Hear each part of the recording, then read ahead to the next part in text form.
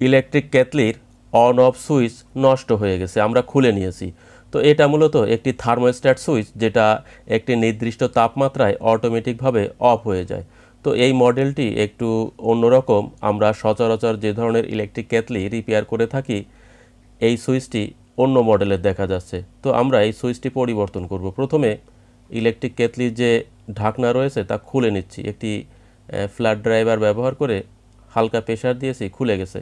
এবং হ্যান্ডেলের উপরের দিকে যে ক্যাপ রয়েছে সেই ক্যাপ আমরা খুলব। দেখেন দুটি স্ক্রু রয়েছে, স্ক্রু খুলে হ্যান্ডেলের উপরের ক্যাপ আমরা খুলে নেব এবং সেখানেই মূলত এই ধরনের থার্মোস্ট্যাট সুইচ ফিটিং করব। তো ওই যে দুটি কানেক্টর দেখছেন কেবলের মাথায়, ওই কানেক্টর দুটি সুইচের দুটি প্রান্তে কানেক্ট হয়ে যাবে। দেখেন আমি হ্যান্ডেলের যে ক্যাপ তা খুলে নিচ্ছি। এই যে নিচের দিকে ক্ল্যাম্প রয়েছে, টান দিলেই খুলে যাবে। এবং সুইচটি ফিটিং করার জন্য এখানে যে ক্যাপ রয়েছে তাও খুলতে হবে। তো এখান থেকে মূলত যখন পানি গরম হয় তখন পানি বাষ্প হয়ে ভিতরে ঢোকে, এবং ওই পানি যখন বাষ্প হয়ে ভিতরে ঢোকে তখন একটি নির্দিষ্ট তাপমাত্রা আসা পর্যন্ত এই সুইচটি অন থাকে। তো তাপমাত্রা অধিক হয়ে গেলে সুইচের ভিতরে যে বাইমেটালিক স্টিপ রয়েছে ওই স্টিপ বেঁকে যায় এবং সুইচটি অফ হয়ে যায়। তো এই অটোমেটিকভাবে কাজ করার জন্য মূলত এ ধরনের থার্মোস্ট্যাট সুইচ ব্যবহার করা হয়। এই সুইচটি নষ্ট হয়ে গেলে কখনোই ডাইরেক্ট করে চালানো উচিত না, বা সুইচ বাদ দিয়ে শর্ট করে, দুই প্রান্ত শর্ট করে চালানো উচিত নয়। কারণ এই কেতলিতে যখন এই কেতলি ব্যবহার করে যখন পানি গরম করা হবে তখন অটোমেটিকভাবে অফ হবে না, ফলে কেতলিটি নষ্ট হয়ে যাবে, অর্থাৎ দুর্ঘটনা ঘটার আশঙ্কা থাকবে।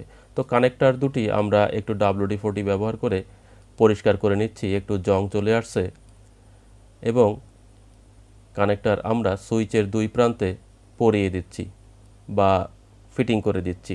তো এই সুইচটি আমরা মার্কেট হতে নিয়ে আসছি। আপনারা যে কোনো মডেলের ইলেকট্রিক কেটলির সুইচ মার্কেটে পেয়ে যাবেন। যেখানে মূলত ইলেকট্রিক স্পেয়ার পার্টস বিক্রি করা হয় ওই সমস্ত দোকানে এই জাতীয় সুইচ আপনারা অনায়াসেই পেয়ে যাবেন। তো যে মডেলের সুইচ থাকবে ঠিক ওই মডেলের সুইচ কিনতে হবে, তা না হলে এখানে ফিটিং হবে না।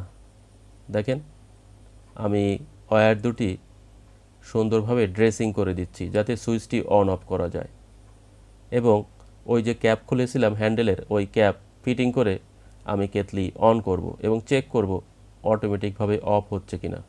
আমরা এই স্ক্রু দুটি হ্যান্ডেলের উপরের অংশে ফিটিং করে দেব।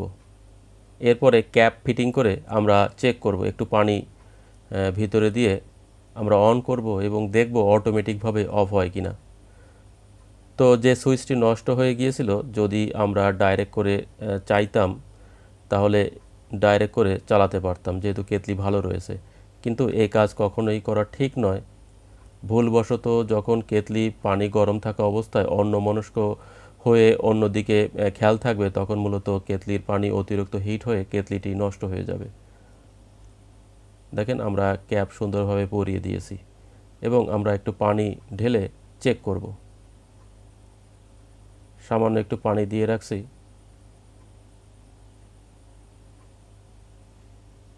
এবং আমরা কেতলি অন করব।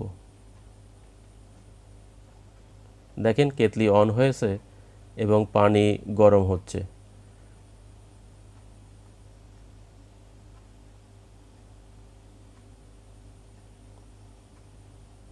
খেয়াল করুন কেতলির ভিতরে যে পানি রয়েছে তা বাষ্প হচ্ছে এবং পানি বুদবুদ করছে, পানি গরম হচ্ছে।